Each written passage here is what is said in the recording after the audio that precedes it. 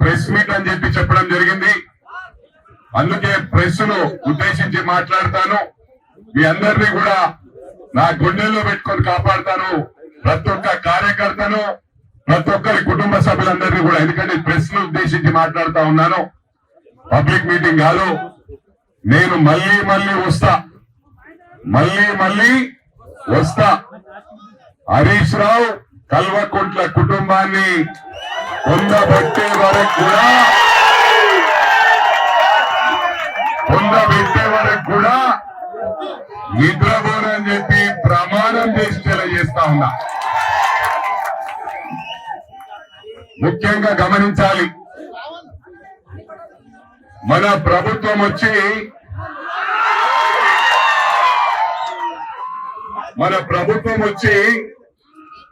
2 నెలలు కాలే. ఈ కల్వకుంటలకు నిద్ర పడతలేదు. 23 సంవత్సరాల నుంచి ఉద్యమం పేరు మీద అందరినీ వాడుకున్నారు. అప్పుడు ఇండైరెక్ట్ గా అన్ని పార్టీల సపోర్ట్ తీసుకొని అప్పుడు కూడా పవర్ ఎంజాయ్ చేసి కొడుకులు. ఇది గమనించాలా. చెంచానా కొడుకులను పెట్టుకొని ఇష్టం ఉన్నట్టు మాట్లాడుతూ ఉన్నారు. గుర్తుంచుకోవాలి, మొన్న కేటీఆర్ మల్కాజ్గిరికి వచ్చి నాకన్నా 10 సంవత్సరాలు బచ్చగాడు. ఈ బచ్చగాడు ఏమనుకుంటుండంటే ఈ రాష్ట్రానికి ఏదో పడగొట్టినాని, ఆ ఇంగ్లీష్ ముక్కలు తప్ప పడగొట్టింది ఏమి లేదని చెప్పి కూడా ఈ సందర్భంగా తెలియజేస్తా ఉన్నా. గతంలోకి పోయి చూస్తే ఒకటి గమనించాలి, 2001 నుంచి కేకే మహేందర్ రెడ్డి గారు ఉద్యమంలో కేసీఆర్ గారికి కుడి భుజంలా అన్ని ద్వారపోచి ఫుల్ టైం వర్కర్ గా ఉన్నాడు. ఒకటి గమనించాలి, పత్రికా సోదరులకు, ఎలక్ట్రానిక్స్ సోదరులకు విజ్ఞప్తి చేస్తా ఉన్నా. గతంలోకి వెళ్ళి చూస్తే కరీంనగర్ బై ఎలక్షన్స్ లో ఒక సిరిసిల్ల తప్ప మిగతా చోట్ల 17,000 ఓట్లు కేసీఆర్ గారికి మైనస్ అని చెప్పి ఈ సందర్భంగా తెలియజేస్తా ఉన్నా. గుండె మీద చేసుకొని ఈ కేటీఆర్ గారు ఆత్మ పరిశీలన చేసుకోవాలని చెప్పి కూడా ఈ సందర్భంగా తెలియజేస్తా ఉన్నా. ఆ రోజు కేకే మహేందర్ రెడ్డి గారు సిరిసిల్లాలో హైయెస్ట్ మెజారిటీ, కష్టకాలంలో 28,000 ఇచ్చిన ఘనత కేకే మహేందర్ రెడ్డి గారికి దక్కింది. ఆ రోజు కేసీఆర్ గారు 11,000 ఓట్లతో గెలిచిందా, వాస్తవమా కాదా అని చెప్పి సందర్భంగా అడుగుతా ఉన్నా. మరి ఇక్కడ ఎవరైనా సిరిసిల్ల సోదరులు ఉంటే చెప్పవలసిన అవసరం ఉంది. సిరిసిల్ల ఉన్నారు ఎవరైనా?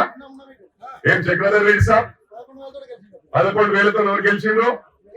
మరి కేటీఆర్ గారు ఇవాళ రేవంత్ రెడ్డి గారిని, మన గౌరవ ముఖ్యమంత్రి గారిని సీమలు ఏమన్నాడు? ఏం తమ్మి ఏమన్నాడు? పాములు దొరినాయి. మరి వీరు దొరికింది గారు కేకే మహేందర్ రెడ్డి కష్టపడితే అని చెప్పి కూడా ఈ సందర్భంగా మనం చెప్తా ఉన్నాం. ఇది వాస్తవమా కాదా? ఆ రోజు కేకే మహేందర్ రెడ్డి గారికి అన్యాయం చేసి సీమల పుట్టల జరిగిన విధమా ఈ కేటీఆర్ గారు.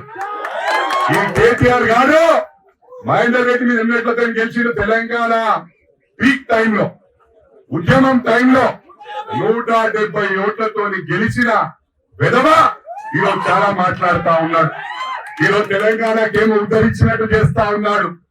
కల్వకుంట్ల కుటుంబం తప్ప ఎవరు బాగుపడలే.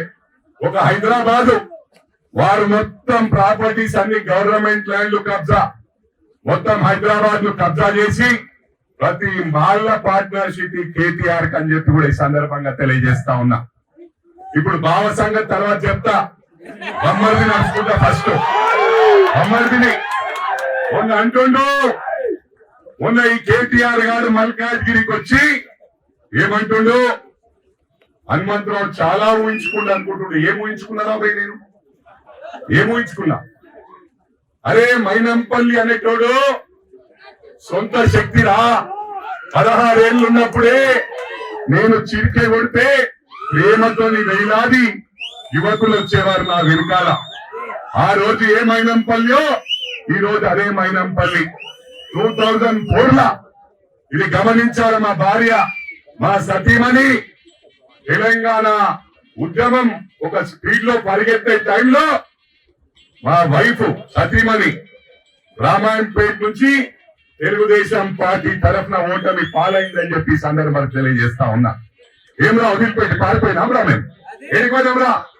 ఆడనే ఉన్న అడ్డా ఇచ్చిన 2008 లో బై ఎలక్షన్స్ లో తెలంగాణ మూమెంట్ మెదక్ జిల్లాలో మరి గెలవనప్పుడు మైనంపల్లి గెలిచిండ్రా. That is Mynampally.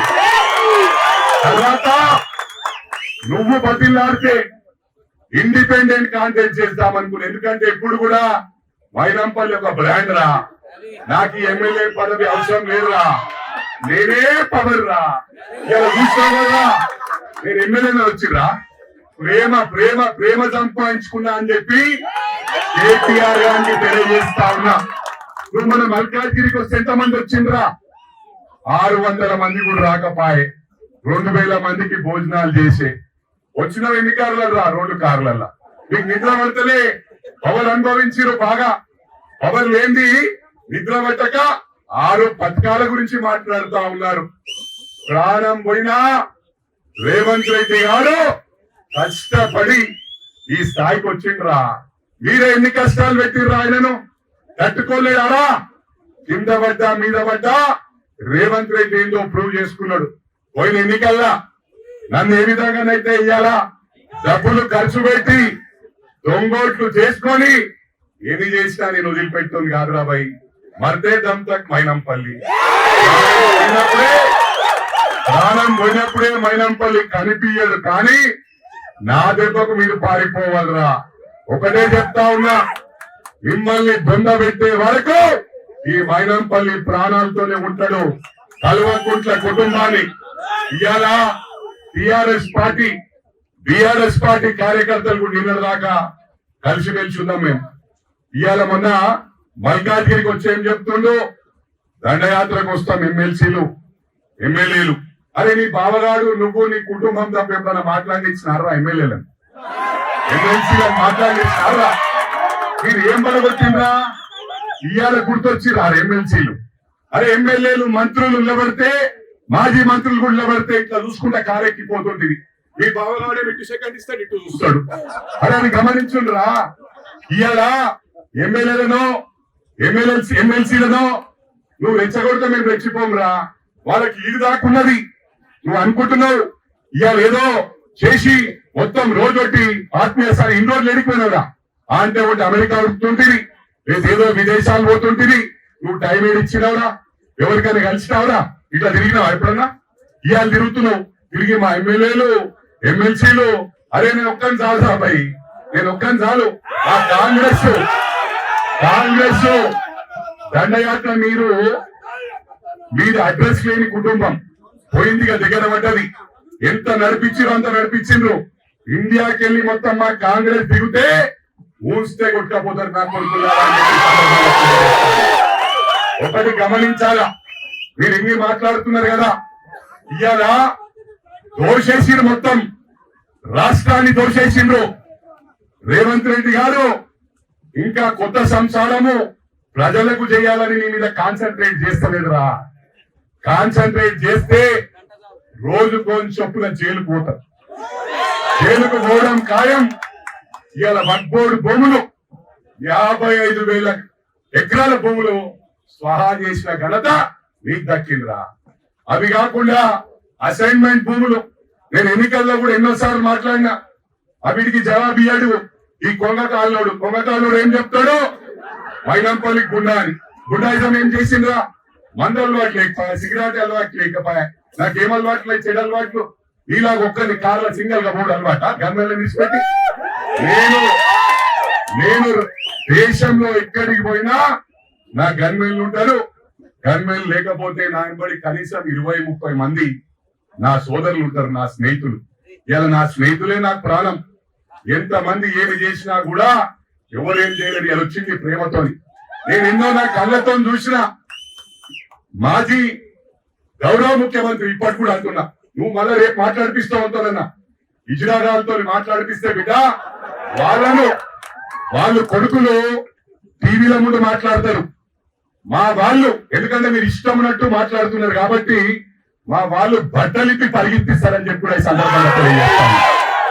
ఒకటే ఈ వేదిక ద్వారా హెచ్చరిస్తా ఉన్నా, నా కొడుకులకు హెచ్చరిస్తా ఉన్నా, ఎవడెవడు మీడియా ముందు మాట్లాడతారో, ఎవరు మాట్లాడినా వాళ్ళ కులస్తులే మిమ్మల్ని కావలు కాసి బట్టలిప్పి కొడతారు.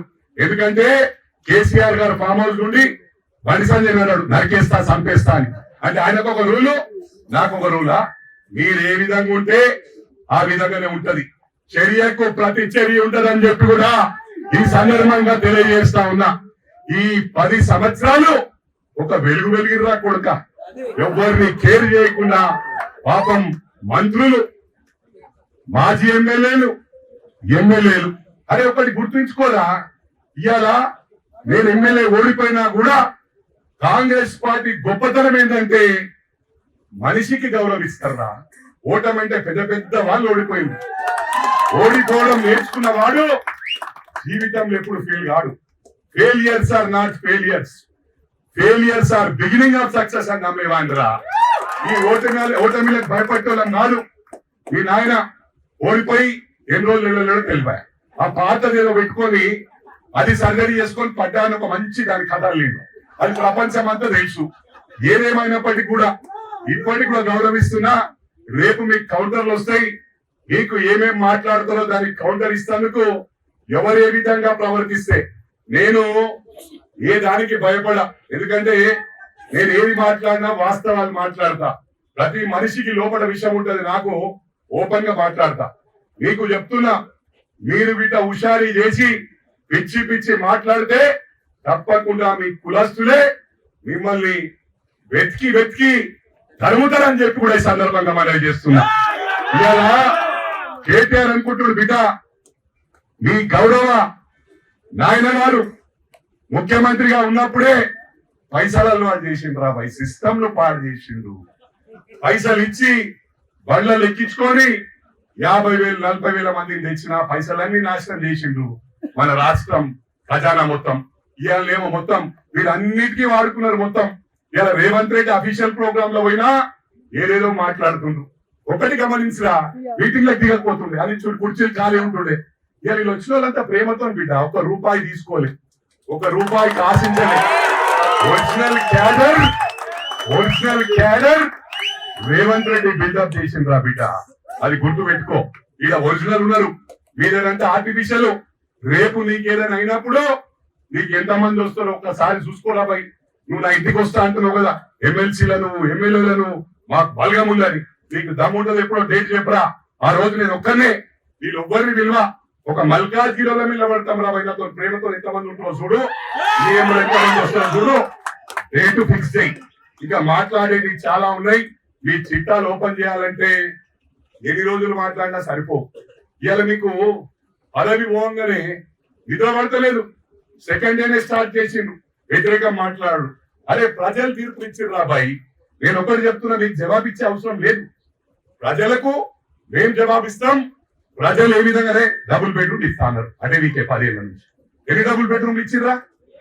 మరి అదే విధంగా దళితులకు 3 ఎకరాలు అంటే 10 ఏళ్ళు అయిపోయి, అది అయిపోయా. ఇలా మా గురించి అడిగారు. అధికారం మేము 100%. మేము ఏవైతే ప్రామిసెస్ చేసినామో 200%. మా క్యాబినెట్ చూడరా ఒకసారి, సూపర్ క్యాబినెట్. మీద అంగూటా చాప్గాలు ఉంటే అంత ఎడ్యుకేటెడ్, అంత పాలిష్డ్, ఇంత బ్రహ్మాండమైన క్యాబినెట్ మరి గతంలో కూడా ఎప్పుడు చూడలేదు. అంత బ్రహ్మాండమైన క్యాబినెట్ ఉంది. మీకు మాట్లాడడానికి నోరేమొస్తుందా? ఏం చేసిర్రా మీరు? పీజీ కేజీ టు పీజీ అనబట్టి చేసిరా? కేజీ టు పీజీ చేసిరా? ఏం పడగొట్టి వీళ్ళు? ఉద్యోగాలు, అన్ఎంప్లాయ్మెంట్ గురించే మాట్లాడదాం. మా కొంగకాళ్ళ మనిషి గురించి హరీష్ రావు గురించే మాట్లాడదాం. ఏం చేసిండా? అన్ఎంప్లాయ్మెంట్ ఫుల్ఫిల్ చేసిండా? ఓన్లీ షోపుటాకు వాళ్ళు మొత్తం చుట్టూ ప్రాపర్టీలు కొనుక్కోవాలా, డెవలప్ చేసి పెట్టాలి. అది కాదు కథ. రాష్ట్రానికి ముఖ్యమంత్రి మీ మామగాడు, నువ్వు రాష్ట్రానికే మంత్రివి, మీ బొమ్మది గారు రాష్ట్రానికే మంత్రి. మరి ఎన్ని నియోజకవర్గాలు డెవలప్ చేసేది చెప్పుండ్రు రాబాయి. మీది చెప్పరు, డబుల్ బెడ్రూమ్ ఇయ్యరు, ఏమి ఇయ్యరు. ఇలా మీకు అడిగే అధికారం ఏముంది? ఏం చేసిండ్రు? అప్పులు తప్ప ఏం చేయలే మీరు. మీరు ఉండే ప్రగతి భవన్, అదే విధంగా సెక్రటరేట్. అదే ఫస్ట్ డబుల్ బెడ్రూమ్ ఇచ్చినాక ఇవన్నీ చేయకుండా ఎవరు బాధపడకపోతుండే? బాధపడుతుండా? మనకి సెక్రటరేట్ బాగా లేకుండా కూలగొట్టే అవసరమా? అరే గుడిసెలు ఉంటే గుడిసెల్లో ఉన్నాడు, వాళ్ళ సెక్రటరేట్ లో కూర్చొని చూపడం చేద్దాం అనుకున్నాం. ఒకటే లాట్ కొట్టినట్టు బోర్ల పడ్డారు మీరు. దేవునికి నచ్చలే, దేవునికి నచ్చలే. మీరు ఇవన్నీ కట్టాయి. అరే గరీబ్ గారిని వదిలిపెట్టి వాడు గుడిసెల్నే ఉన్నాడు, మీరు ఇవన్నీ ఎందుకు నా భోగభాగ్యాలు అనుభవిస్తున్నారు అని ఒకటే లాట్ కొడితే అడ్రస్ గలంత అయిందని చెప్పి ఈ సందర్భంగా మనం చేస్తా ఉన్నాం. మరొకటి, నా విషయానికి వస్తే ఇండియా క్రికెట్ మ్యాచ్ ఆడికి పోతుంది. ఎవ్రీడే ఇస్ నాట్ సండే కదా. ఒకసారి గెలుస్తారు, ఒకసారి ఓడిపోతారు, ఓసారి గెలుస్తారు, ఒకసారి ఓడిపోతారు. మైనంపల్లి అట్నే ఉంటుంది రా భయ్. గెలిచినా ఓడినా మైనంపల్లి అలా ఉంటారు. ఇది గమనించండి. అయినా ఓడిపోవని అయిపోయింది అనుకుంటున్నారు. మా కార్యకర్తలు ఎంత హ్యాపీ అవుతారు అనుకుంటున్నాం. ప్రాణం ఇస్తారు, ప్రాణం జాన్ దేతే జాన్ గేతో ఫరక్ नहीं पड़ता, ఇది గమనించాలా. నేను ఒకటే కొంగకాల దొరకు చెప్తా ఉన్నా. మొన్నొచ్చి మెదక్ వచ్చి చిట్కా కొడితే మీకేమన్నా ఇట్టు వస్తాను. మీ అందరికి కూడా చెప్తున్నా, మీ మీద ఈ గాలినా రాత్రి 2 గంటలకు వచ్చి హరీష్ రావు గారి ఇంటి మీద దాడి నేనే చేస్తాను చెప్పి ఇది 100కి 100 పాళ్ళు. మా కార్యకర్తకు టిఆర్ఎస్ ఏ పార్టీ కార్యకర్త ఇబ్బంది పెట్టినా వాళ్ళని ఏమన్నా, ఎందుకంటే బ్యాక్ వీడు. వీళ్ళకంతా రాజకీయం తెలుసు, రాజకీయం వాడుకోవడం ఎట్లా తెలుసు. ఇప్పుడు మళ్ళా అందరిని వాడుకుందామని అందరి పేర్లు తీస్తున్నారు. అయినా కొడుకులు మన అసెంబ్లీ వీళ్ళే మాట్లాడుతున్నారు, బావగాడు బొమ్మరిది గారు. అది ఎవరు లేరా మాట్లాడటం లేరా? రేపు నువ్వు ఎవరితో మాట్లాడించినా బిడ్డ, నీకు నీ అయ్యకు నీ బావకే టార్గెట్ అని కేటీఆర్ గారు తెలియజేస్తా ఉన్నా. ఒకటి గమనించాలి, నేను ఎప్పుడైనా దాడి చేసినప్పుడు నేనేం బాధపడా. లీగల్ యాక్షన్ తీసుకొని పోలీస్ డిపార్ట్మెంట్ వాళ్ళ పని వాళ్ళు చేసుకొని నేనేమో దాడి చేశాను. కానీ మీలాంటి వాళ్ళకి ఈ విధంగా వస్తేనే ఎంతమందిని కొట్టించిర్రా, ఎంతమందిని కేసులు పెట్టించిర్రా, అన్యాయం చేసిండ్రు. సిద్దిపేటలో ఒక్కొక్కరు వారం 10 రోజుల నుంచి హరికృష్ణ ఎంతో మందిని తెచ్చిండు, మా నాయకులు చంద్రమణ తెచ్చిండు, అన్న మా సీనన్న తెచ్చిండు.